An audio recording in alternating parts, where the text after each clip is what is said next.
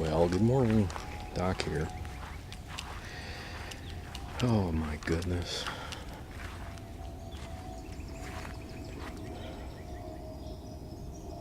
I should have baking soda come over here and throttle me for a while. See if he can inspire me to get out and weed the garden, which isn't mine anymore.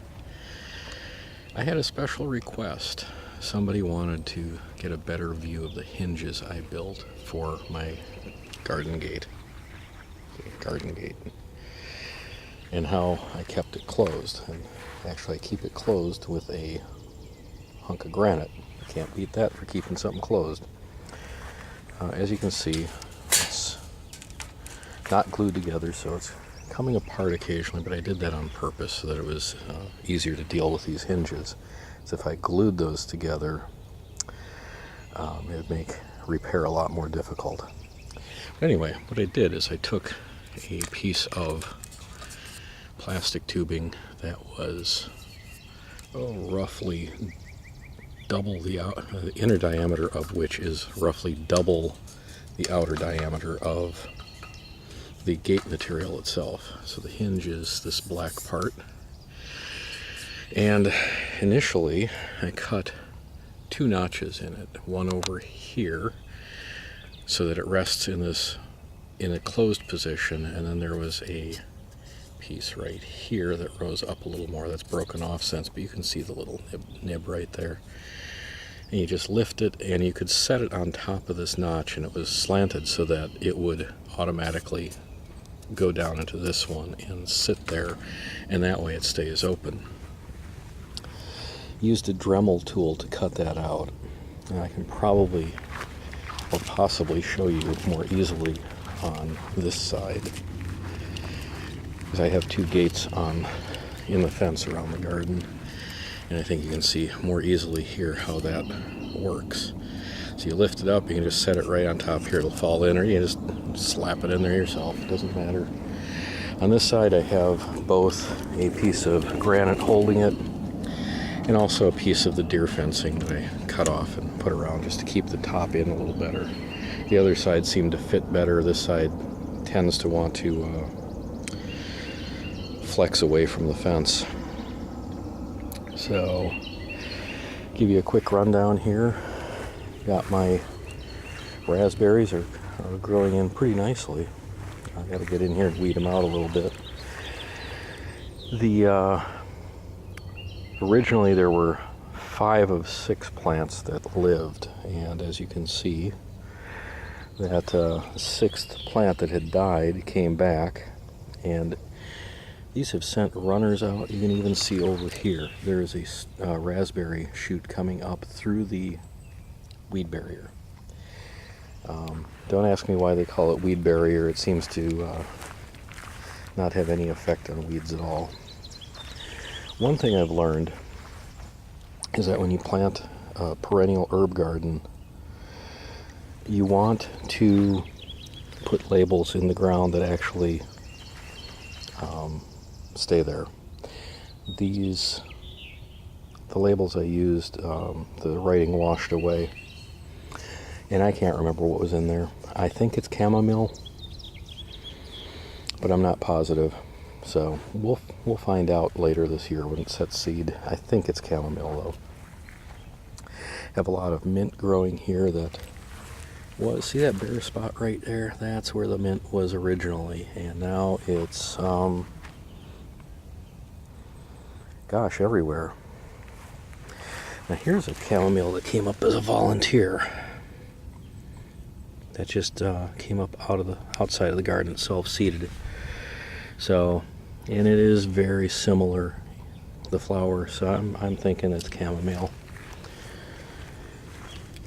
Planted my basil far too early, and as you can see, it got frost nipped, but as you can also see, it's coming back, which I thought was interesting.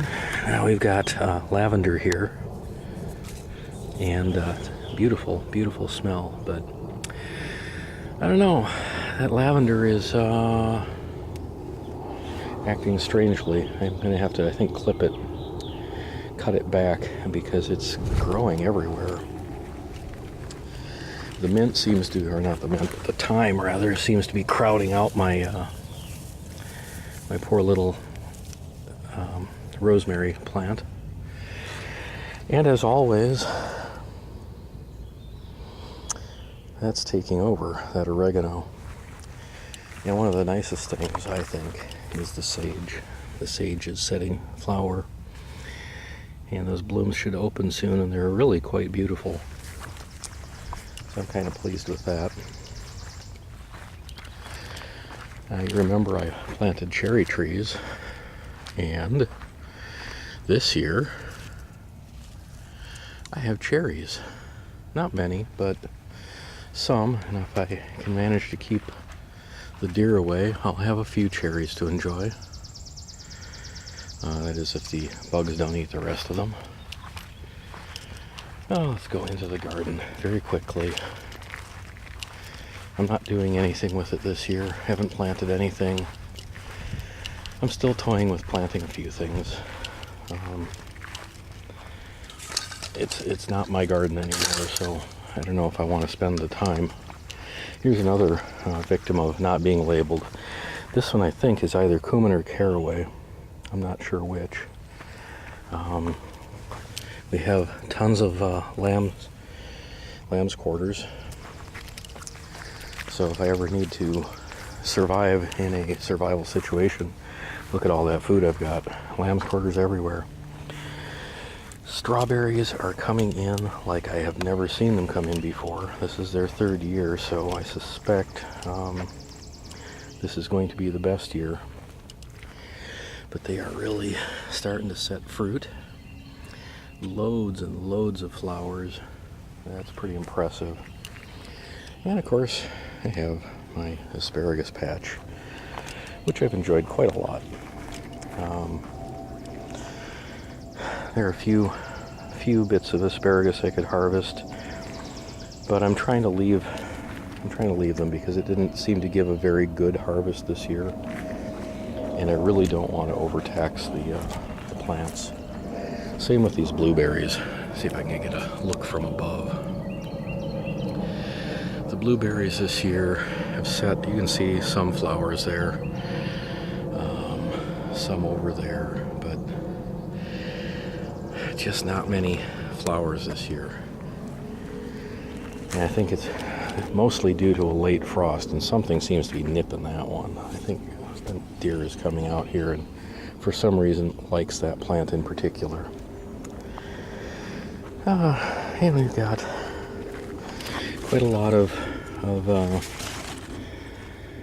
the rhubarb here. Interestingly, when I harvested off of this rhubarb plant, I happened to pull a stalk and part of a root came up with it, so I buried it over here, and it's coming up. It's doing pretty well. So I guess my people who bought my home are getting more than they bargained for. Now, these walking onions are bothering me. I don't know if you can see this, but right there on that tip, there is a lot. There's just spotting here, and all of them have these little spots on the fronds, or leaves, or whatever the heck they're called. They're setting, these are where the bulbs will come out on top. So it's flowering now, and that's going to look interesting. Here's volunteers from where the bulbs fell onto the ground last fall. That's a stubborn garlic that I never harvested. I might have to go in there sometime and get that. Never seen any escapes off of my garlic. It's a little disappointing. Anyway, there you have it. Good year for apples. I'm not going to show those to you, but it's a good year. Great year for a compost pile. So we dug a lot out. So anyway, from the weedy patch, I'll be saying good day and good gardening.